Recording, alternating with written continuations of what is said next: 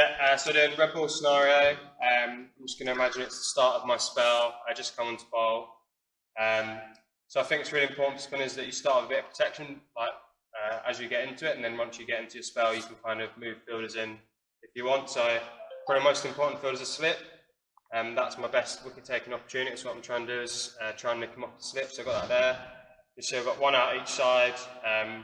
I like to have my extra cover mid-wicket quite straight because I think it's harder for spinners to try and batters to try and score square against spin. And then you see I've got my mid on a little bit deeper. Harry's probably one of our better players of spin, can be really aggressive, so I've just got mid on sitting a bit.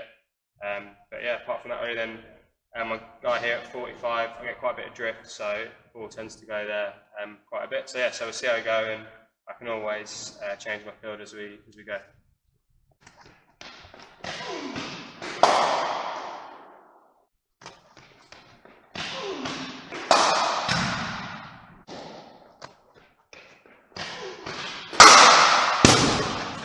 Sweet. Yeah, so halfway through my over, I think it's really important as a spinner that you kind of summarise the conditions quickly. So indoor school surface tends not to spin that much, so you know it is drifting a little bit. So maybe instead of bowling a bit wider, I think maybe my best plan of attack might be to bowl a little bit straighter and try and get some bold LBW. So I'm just going to change my field slightly.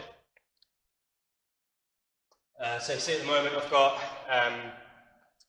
5 on the offside. I'm just going to change that and put my point to short leg because I think that could be a little good attack of mine if I can get an inside edge. And that means I'm just going to move this guy around here, just a deep point.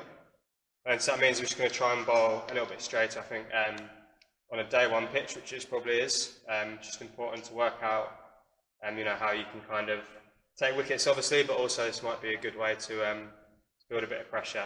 And also you see if Harry already using his feet, so I'm just going to make mid on, mid off a little bit deeper H. Not all the way back because you still want him to do it, but we've still got these men nice and straight, so it's still a hard single. And I've got short leg instead of extra man. Sweet, right.